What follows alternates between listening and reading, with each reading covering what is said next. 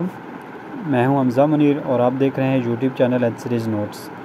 आज हम जिस टॉपिक के बारे में बात करेंगे LLB पार्ट 4 कॉन्स्टिट्यूशनल लॉ हमारा सब्जेक्ट है। और आज हम कॉन्स्टिट्यूशनल हिस्ट्री का एक फेमस केस है अल जिहाद trust and others versus federation of Pakistan, इसको बेसिकली जजेस केस भी कहते हैं, वो हम लोग डिस्कस करेंगे। इसकी जो साइटेशन है वो है PLD 1996 सुप्रीम कोर्ट 324। अल जिहाद ट्रस्ट एक ट्रस्ट था, ठीक है। इसमें एक जो लॉयर पेश हुए थे, ठीक है, वो हेड करते थे अल जिहाद ट्रस्ट को, जिनकी तरफ से एक केस किया गया था, ठीक है। कुछ लॉयर्स थे, उनकी तरफ से वो मिल के एक अल जिहाद ट्रस्ट था उसको एक ऑन किया करते थे, ठीक है। उसको ऑन करते थे, तो उसके जो लॉयर्स थे ना, उन्होंने मिल के ये वाला केस किया था एज अ मतलब ट्रस्टी के तौर पे उन्होंने केस किया था ये वाला। उनको जजेस केस भी कहते हैं। बेसिकली इसमें एक अपॉइंटमेंट ऑफ जजेस के बारे में ना, मतलब एक बहुत इंपॉर्टेंट केस है ये। The judgment of Al Jihad Trust case lays down the principle of judicial independence in Pakistan constitutional law। जो अल जिहाद ट्रस्ट की जजमेंट है, उन्होंने एक ले डाउन क्या किया, एक प्रिंसिपल ले डाउन किया कि जुडिशल इंडिपेंडेंस का, कि जुडिशरी को इंडिपेंडेंट होना चाहिए। Through this case the principle that the method of appointment of judges affect the independence and partiality of the judges। इससे केस से हमें ये पता चलता है, इस केस में ये बताया गया है कि कैसे जो मेथड है, जिस तरह जजेस को अपॉइंट किया जाता है, उस मेथड से कैसे जो है ना, जजेस का जो अपॉइंटमेंट है वो कैसे जजेस की इंडिपेंडेंस, जुडिशरी की इंडिपेंडेंस और पार्शियलिटी को अफेक्ट कर सकता है। To determine the partiality of जजेस the method of appointment plays a very important role. अगर आपने देखना है कि जज पार्शियल है या नहीं है, तो उसका मेथड ऑफ अपॉइंटमेंट क्या है वो देखना ज़रूरी है। इस केस के क्या फैक्ट्स थे वो होंगे। Facts of the case, in Lahore high court a permanent vacancy was created. क्या हुआ, लाहौर हाई कोर्ट में परमानेंट वैकेंसी आ गई थी, ठीक है, परमानेंट वैकेंसी क्रिएट हुई थी। वन परमानेंट जज रिटायर, एक जज रिटायर हो गए थे, ठीक है, and the post become vacant, और वो पोस्ट वैकेंट हो गई थी। The method of appointment of जजेस was prescribe under articles 177 and 193 of the constitution of Pakistan 1973। अब 1973 का जो कॉन्स्टिट्यूशन था, उसके जो आर्टिकल है 177 और 193 के अंदर साफ लिखा हुआ था कि कैसे आपने जजेस को अपॉइंट करना है। The case concern 177 and 193 constitution of the 1973। इसके अंदर बेसिकली ये, इस केस के अंदर ये जो दो आर्टिकल्स थे, ये बेसिकली थे कि ये इस आर्टिकल्स के ऊपर बात हो रही थी इनमें। According to 177 the constitution of Pakistan, the president has the power to appoint the judges of Supreme Court after consulting a Chief Justice of Pakistan। इसमें यह था कि अगर कोई भी सुप्रीम कोर्ट का कोई जज है, अगर उसको सदर ने अपॉइंट करना है, प्रेसिडेंट ने उसको अपॉइंट करना है, तो वो कंसल्ट करेगा चीफ जस्टिस से। उनसे कंसल्ट करने के बाद वो करेगा। 177 में ये चीज़ है। 193 की अगर हम लोग बात करें, अकॉर्डिंग 193 द जजेस of high courts are appointed by the president. जो हाई कोर्ट के जजेस हैं उनको भी प्रेसिडेंट ही अपॉइंट करेगा, but after the consultation with the governor, वो कंसल्ट करेगा गवर्नर को, चीफ जस्टिस ऑफ पाकिस्तान को, और चीफ जस्टिस जो रेलिवेंट हाई कोर्ट है उनके जो चीफ जस्टिस होंगे उनको भी वो कंसल्ट करेगा, उसके बाद अपॉइंट करेगा। Chief justice sent a nomination to the president. इसमें क्या हुआ इस केस में कि चीफ जस्टिस ने एक नॉमिनेशन सेंड करते हैं chief justice and president and he rejected the advice of the chief justice. वो क्या करते हैं, और चीफ जस्टिस की जो एडवाइस होती है ना, उसको रिजेक्ट कर देते हैं। The judgment was given on the constitutional petition under Article 184(3) by the practicing lawyer who headed the Al Jihad Trust।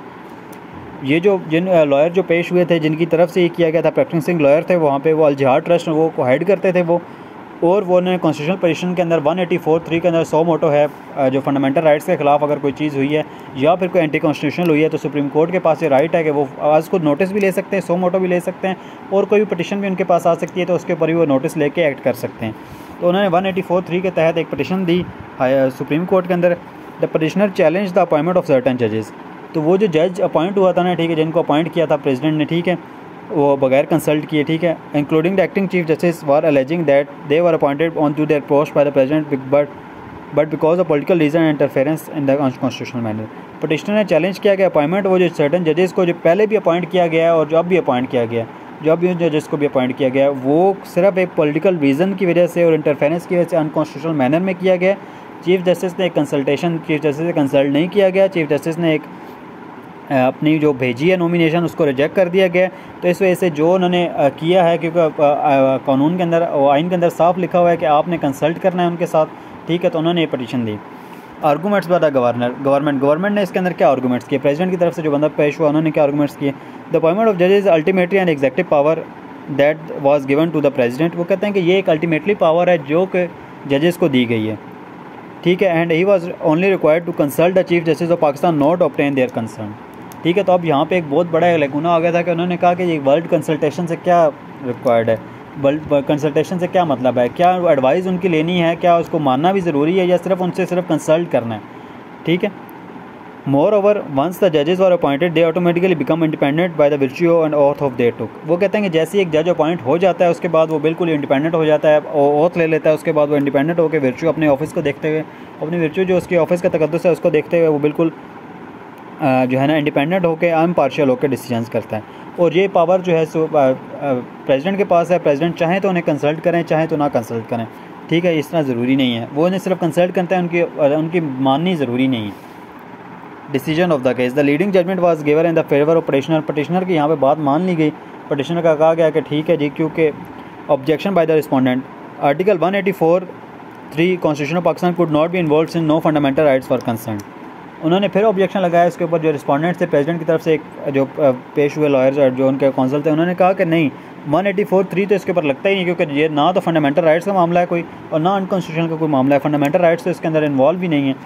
तो acceptance by the supreme court ने उसमें क्या कहा, since the petitioner was a practising lawyer under article 18 of the constitution he had a fundamental right to earn a livelihood through his profession.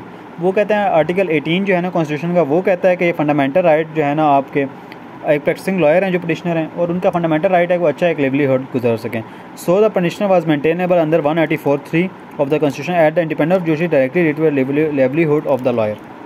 वो कहते हैं कि देखें जो पटिशनर हैं वो एक लॉयर हैं और पटिशनर के जो चीज़ें हैं वो डायरेक्टली कनेक्टेड हैं सुप्रीम कोर्ट के साथ या जुडिशरी के साथ, ठीक है। और ये फंडामेंटल राइट का मामला बनता है आर्टिकल 18 के तहत। क्या होता है कि हर बंदे को अपना हक है कि वो अपने प्रोफेशन के साथ अच्छा लाइवलीहुड गुजारे और उसके जो इंडिपेंडेंस ऑफ जुडिशरी है वो डायरेक्टली रिलेट करती है हमारे जो है ना लॉयर की लाइवलीहुड के साथ, ठीक है। Important points in the judgment के अंदर जो इंपॉर्टेंट पॉइंट्स थे वो हम लोग देखते हैं। The mode in which the जजेस मोड ऑफ अपॉइंटमेंट ऑफ जजेस, ठीक है, ये इसमें डिस्कस किया गया। The mode in which the जजेस are appointed as a great impact on their overall independence. वो कहते हैं कि जिस तरह जज अपॉइंट होता है उसका जो मेथड होता है अपॉइंट होने का, वो मेथड बहुत इम्पैक्ट करता है जुडिशरी के इंडिपेंडेंस के ऊपर। In order to people to have faith in the judiciary the process of appointment should be transparent. तो वो कहते हैं कि जो जज की अपॉइंटमेंट होनी चाहिए वो ट्रांसपेरेंट होनी चाहिए, क्योंकि तब भी लोगों का जुडिशरी के ऊपर जो है एतमाद बहाल होगा। कंसल्टेशन, यहाँ पे the word consultation was in to be interpreted in wide manner. Consultation को एक वाइड मैनर में वहाँ पे इंटरप्रेट किया गया। The constitution should be seen between ले मैन एंड एक्सपर्ट जुडिशरी। यहाँ वो कहते हैं कि देखें एक ले मैन होता है और एक एक्सपर्ट होता है। जो कॉन्स्टिट्यूशन है शुड बी सीन बिटवीन, इन दोनों के दरमियान कॉन्स्टिट्यूशन को देखा जाए। अब जो प्रेसिडेंट है वो एक ले मैन है, उसको इस फील्ड के बारे में कुछ भी नहीं पता, जो मतलब लॉ की फील्ड है उसके बारे में प्रेसिडेंट को कुछ भी नहीं पता। और जो एक्सपर्ट है वो जो चीफ जस्टिस जो है वो एक्सपर्ट है। अभी भी किसी भी मामले में आपने कोई भी काम करना हो तो आप एक्सपर्टीज़ जो होते हैं उस फील्ड के, आप उससे मामला तो लेते हैं, उससे आप बात करते हैं, उससे कंसल्ट करते हैं। It has to be meaningful and transparent. In the if the Chief Justice of Pakistan recommend a particular name, it should be accepted unless there should be a sound reason given in writing to the President for rejecting the candidate. वो कहते हैं कि अगर chief justice ने किसी को किया recommend किया पर्टिकुलर नेम को तो उसको एक्सेप्ट किया जाए अनलेस और अनटिल जो प्रेसिडेंट है उसमें रिटर्न में कोई ऐसी स्ट्रॉन्ग रीज़न ना दे कि इसको क्यों नहीं अपॉइंट किया जा सकता, ठीक है। तो ये हमने देखा कि वो कहते हैं कि देखिए जो चीफ जस्टिस हैं उनको अपनी फील्ड के बारे में एक्सपर्ट है, वो लोगों को जानते हैं कि कौन इस फील्ड में कितना अच्छा काम कर सकते हैं। प्रेसिडेंट को ये नहीं पता। सेपरेशन ऑफ पावर की इसमें बात की गई। Constitution of Pakistan itself is was based on separation of power. वो कहते हैं सेपरेशन ऑफ पावर की तरफ बेस है between 3 organs of the state. वो कहते हैं ऑर्गन है लेजिस्लेटिव है, एग्जेक्टिव है, आपका जो जुडिशरी है, 3 ऑर्गन्स हैं, तीनों की अपनी सेपरेशन ऑफ पावर है। सो द अपॉइंटमेंट ऑफ जजेस should be free from the political interference. तो इस वजह से क्या होना चाहिए, जो आपकी जजेस की अपॉइंटमेंट होनी चाहिए वो पॉलिटिकल इंटरफेरेंस से बिल्कुल फ्री होनी चाहिए। If the judge was selected because of political consideration, he was not likely to be engaged in absolute fair decision making. अगर एक जज को पॉलिटिकल कंसिडरेशन की वजह से अपॉइंट किया जाता है तो वो कभी भी एक एब्सोल्यूट फेयर एक डिसीजन कभी भी वो नहीं कर सकेगा। कंक्लूजन अगर हम बात करें, this case given the powers to the chief justice of Pakistan, इस केस ने चीफ जस्टिस ऑफ पाकिस्तान को एक पावर दे दिया अपॉइंट जजेस का and defeat the purpose of article 177 and 193। और उसके जो 177 और 193 का जो सिर्फ कंसल्ट का कहा गया था, सिर्फ उसमें सिर्फ ये कहा गया कि वो कंसल्ट करेंगे, उस कंसल्टेशन को ना वाइडर रेंज में बता दिया। 177 और 193 को ना इंटरप्रेट कर दिया कि इसमें कंसल्टेशन का मतलब एक बहुत बड़ा है, क्योंकि वो चीफ़ जस्टिस एक एक्सपर्ट हैं और प्रेसिडेंट एक ले मैन है। प्रेसिडेंट को उसके बारे में पता, जो भी आप चीफ़ जस्टिस जो भी नाम रिकमेंड करेंगे, जब तक कोई स्ट्रॉन्ग रीज़न नहीं है तब तक उसने उनको मानना है। तो ये हमारा केस था जिसके बारे में अल जिहाद ट्रस्ट के बारे में इंपॉर्टेंट केस है पेपर पॉइंट ऑफ व्यू से। Thank you very much.